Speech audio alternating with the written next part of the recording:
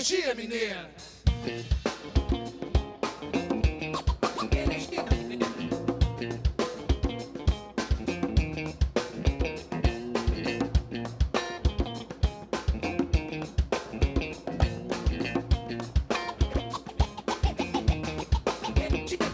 Fela Kuti, Assinar, James Brown, assinar, Stevie Wonder, assinar, cromossomo africano identificado, Miles Davis, assinar, Bob Marley, assinar, Jimi Hendrix, assinar.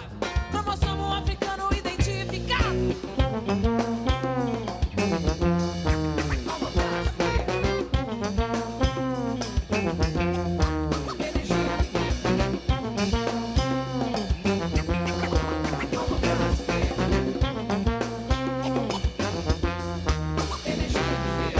Traga minha batida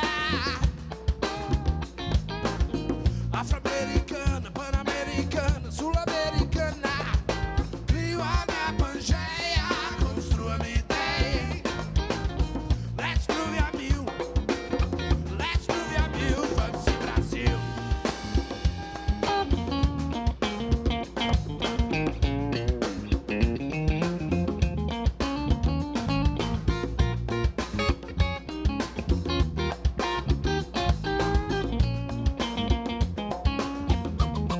Energia mineira. Traga minha batida, minha batida, minha batida, minha batida. Afro-americana, sul-americana, pan-americana, brasileira. Construo minha ideia, crie minha pangeia. Herança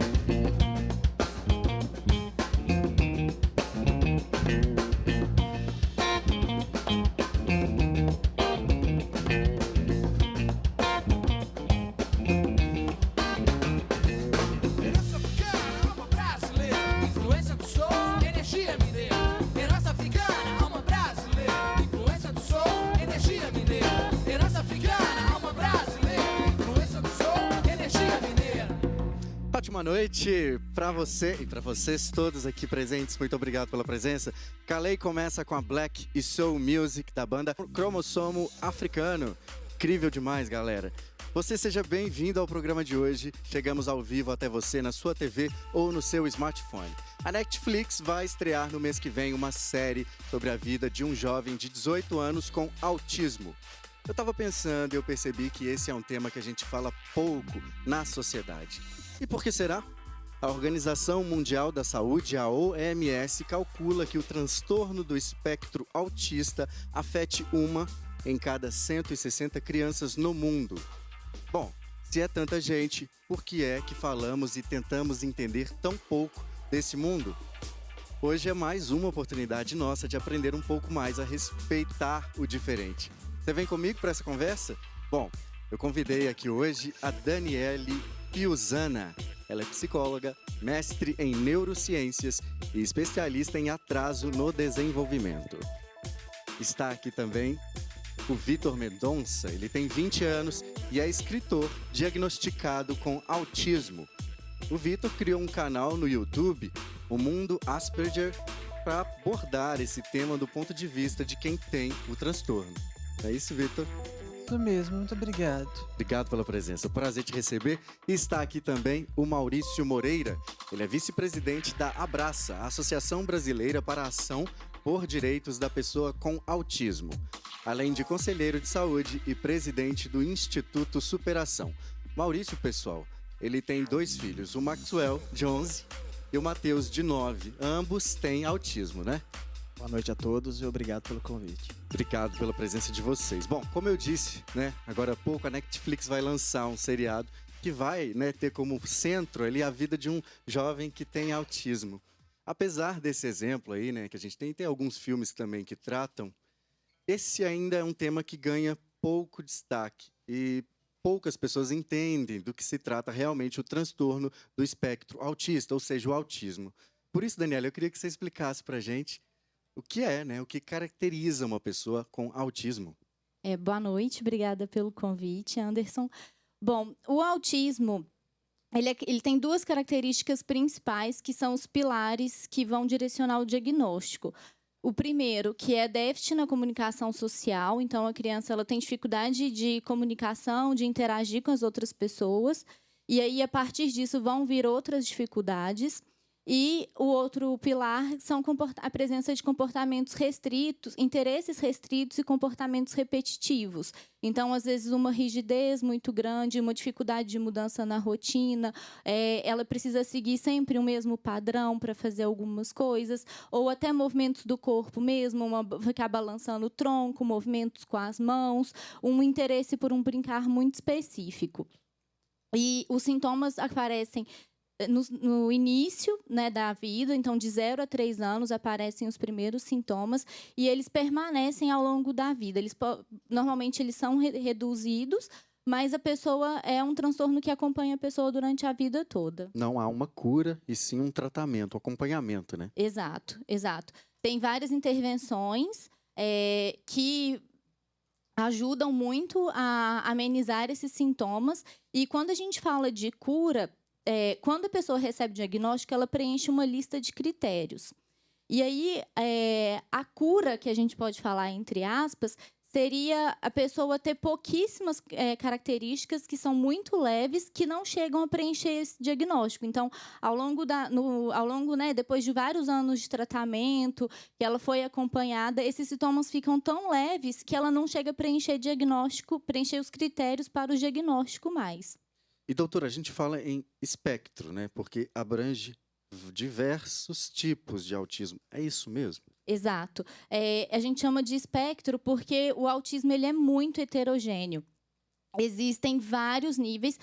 O manual que a gente usa como parâmetro para diagnóstico, ele traz 3 níveis, que é o nível grave, que precisa de muito suporte, o nível moderado, que precisa de um suporte moderado, e o nível leve, que a pessoa consegue ser independente, consegue ter uma vida praticamente comum, igual às outras pessoas. Entendi. No seu caso, Victor, o diagnóstico veio aos 2 anos de idade. Aos 11 anos. Aos 11 anos. Isso, desculpa. Isso Hoje mesmo. você está com 20. Sim. Qual é, dentro desse espectro aí, como que você lida com o autismo? É interessante essa noção de espectro, porque eu vejo que, com base nos estímulos que eu tive, meus pais, eles são jornalistas, eu também estou seguindo para esse caminho, né, querendo estudar jornalismo. Eles sempre te deram os estímulos para eu desenvolver uma boa comunicação. Então, por exemplo, quando eu era criança, minha mãe me botava para assistir Telecurso segundo grau, gente, imagina. Eu era bebê, 6 meses, ela queria que eu assistisse. É incrível isso, né? Mas é interessante porque, em alguns pontos, eu acabei regredindo um pouco no espectro, na parte da coordenação motora. Porque eu não tive... A minha mãe, ela também é autista, então ela não consegue... Algumas coisas que ela não conseguia fazer, eu também acabava não tendo esse estímulo dela. Então, eu não tive um contato com esportes, enfim, com coisas assim. Isso fez com que, num nível da coordenação motora, do sensório motor, eu estivesse muito atrasado, eu seja um autista quase que um autista moderado, mas no nível da socialização, do cognitivo e da comunicação, seja um Asperger, a ponto das pessoas virarem para mim e falarem assim, mas você é autista? Não parece. Interessante, existe mesmo uma diferenciação, tanto do ponto de vista físico quanto na mente, né? Sim, sim. Como é no caso dos seus filhos, Maurício? Bem, Maxwell e o Matheus. Isso. Eu tenho 2 filhos com graus diferentes. Apesar do diagnóstico ter sido idêntico, o Maxwell, ele desenvolveu mais e hoje é bem mais funcional. Então, ele lê, então ele escreve, então ele tem uma socialização muito boa, apesar de ser muito tímido, ele socializa, ele interage muito bem. Contrapartida, o Matheus teve o mesmo diagnóstico, mas o desenvolvimento dele é mais lento. Apesar dele ser menos tímido que o Maxwell, ele não fala e, por isso, ele tem alguns problemas para poder se comunicar. Então, as pessoas conseguem... Comigo ele comunica muito bem, mas com as pessoas que não conhecem, ele tem essa dificuldade de fazer essa troca. Não porque ele não comunica, mas ele não fala. As pessoas estão acostumadas a se comunicar dessa maneira. A gente já está acostumado, então a gente comunica e a gente consegue se entender bem. Mas realmente a gente percebe que é muito diferente.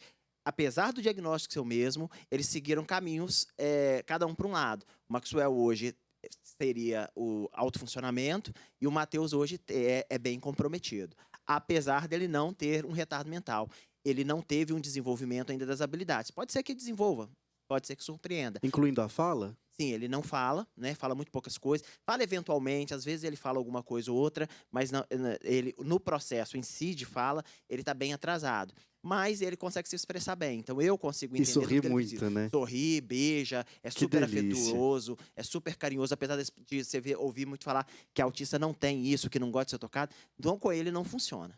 Tá certo. A gente vai continuar conhecendo as histórias de vocês, né, Michele, da Cromossomo, porque tá interessante. Mas o bloco tá chegando ao fim e eu quero te convidar para participar das nossas promoções. Olha só o VT.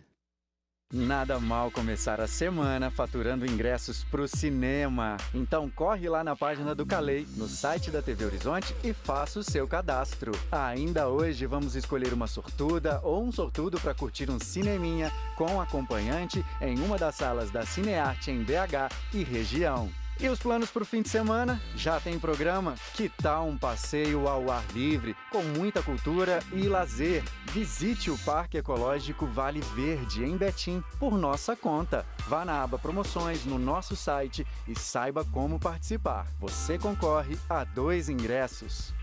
Lá no site tvhorizonte.com.br/caleidoscópio, na aba Promoções, tem mais. Agora a gente vai pro intervalo. Já volta.